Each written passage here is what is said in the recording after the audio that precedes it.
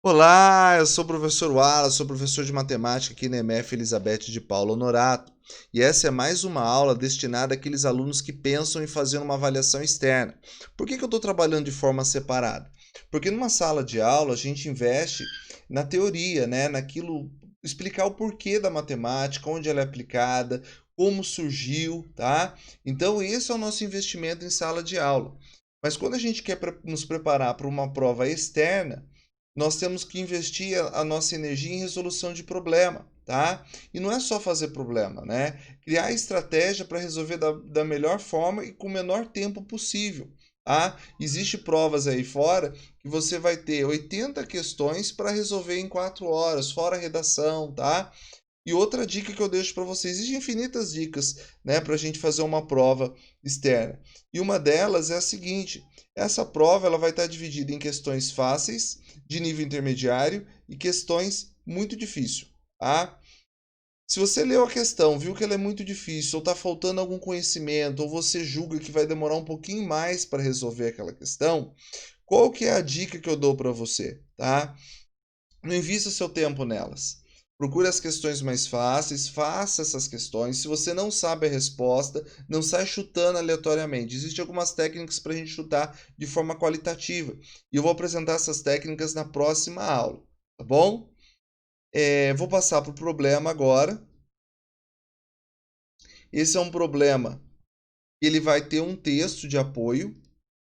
E esse texto vai servir para mais de uma questão, ok? Vou sair da tela por enquanto, daqui a pouco eu volto.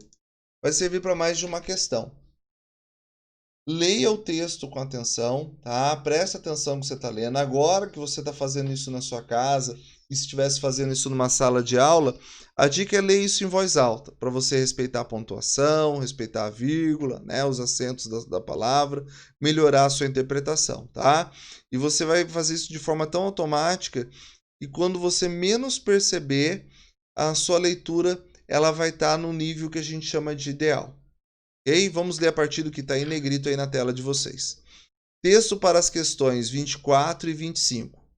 4 amigos foram a um restaurante comemorar a chegada das férias. Após a refeição, receberam a conta reproduzida a seguir. Então, nós temos uma tabela. Primeira coluna descreve o que ele comprou, então é a descrição do produto: refrigerante, suco de laranja, batata frita, picanha grelhada, sorvete, café. Na segunda coluna, nós temos o preço por unidade, unitário, tá? Então, um refrigerante só custa R$ 3,50. Na terceira coluna, ele fala da quantidade daquele produto. Então, por exemplo, um refrigerante custa R$ 3,50, porém eles compraram 7. E na última coluna, o total do preço daqueles produtos. Então, 7 refrigerantes de R$ 3,50, o total R$ 24,50, tá bom? Pode dar um print nessa tela aí se você preferir. Eu não vou ficar muito tempo nela para que o nosso vídeo não seja muito longo. Bom, então está explicado como funciona essa tabela.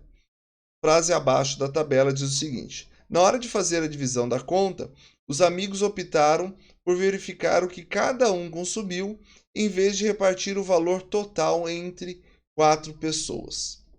Vamos lá para o primeiro problema, questão 24.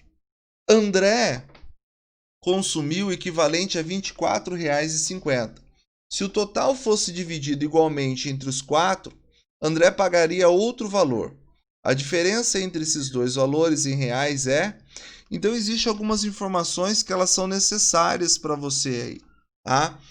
Uma dessas informações é que diferença é conta de subtração, é o resultado de uma subtração, tá? E eu tenho que voltar naquela tabela para saber o valor total.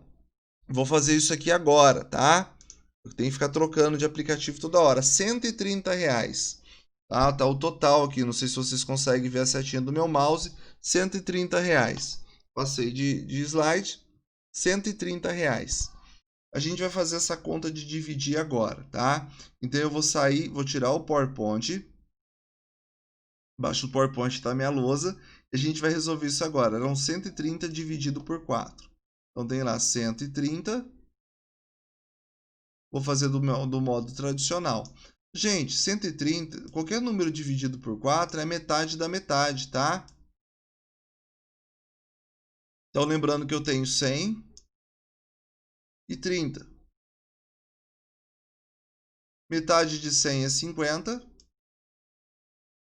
Metade de 30 é 15. Acho a metade de novo. Metade de 50 é 25. Metade de 15 é 7,50. E aí eu faço essa soma, né? Décimo com décimo, que o décimo seria 0.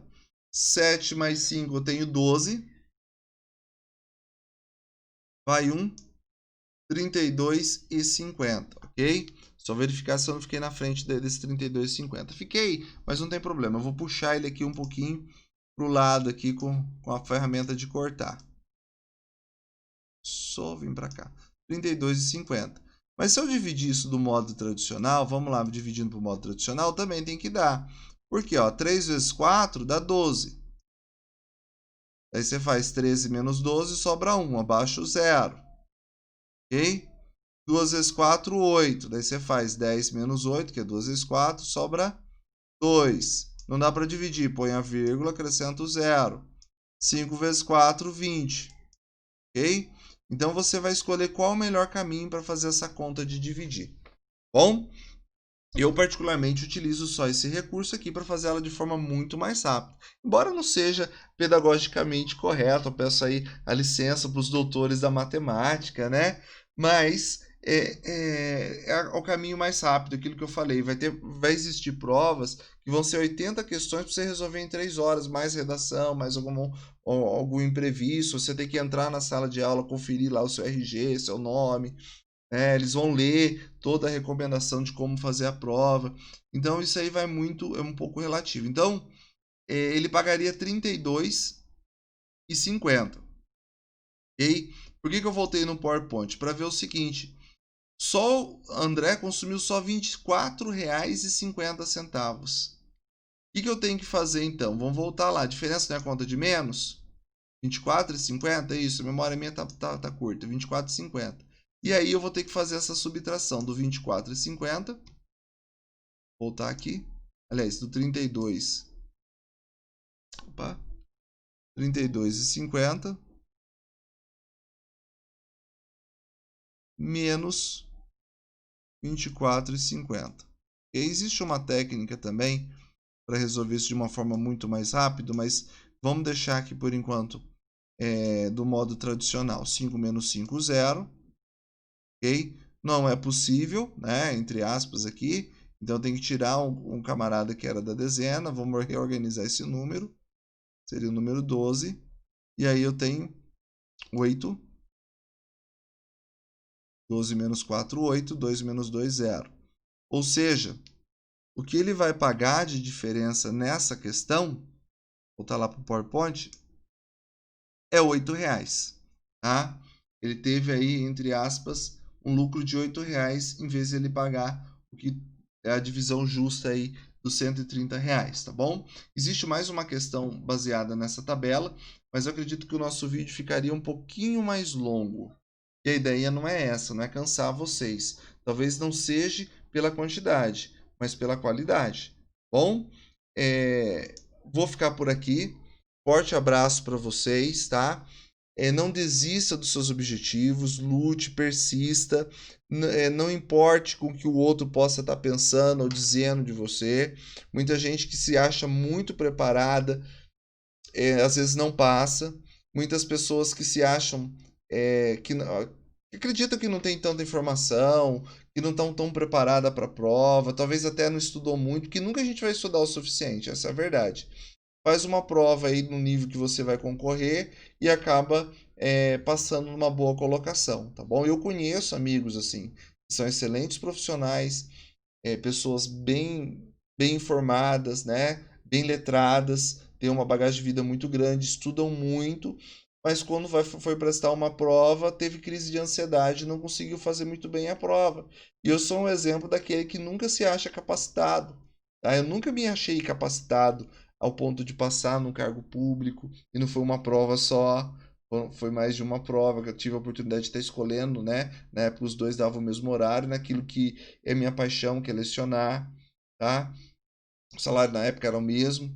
E eu não me achava capacitado. E de repente eu passei em mais de um concurso público. Você está entendendo? Então, assim, não é a capacidade em si, mas a sua mente também tem que estar tranquila, o seu corpo, descansar bem, tá bom? Existem algumas técnicas também que a gente pode estar utilizando caso eu não sei a resolver essa conta, como que eu posso chutar, né, para ter a maior probabilidade de acerto. Isso a gente vai trabalhar nos outros vídeos também, tá bom? Forte abraço para vocês, bons estudos e até a próxima aula.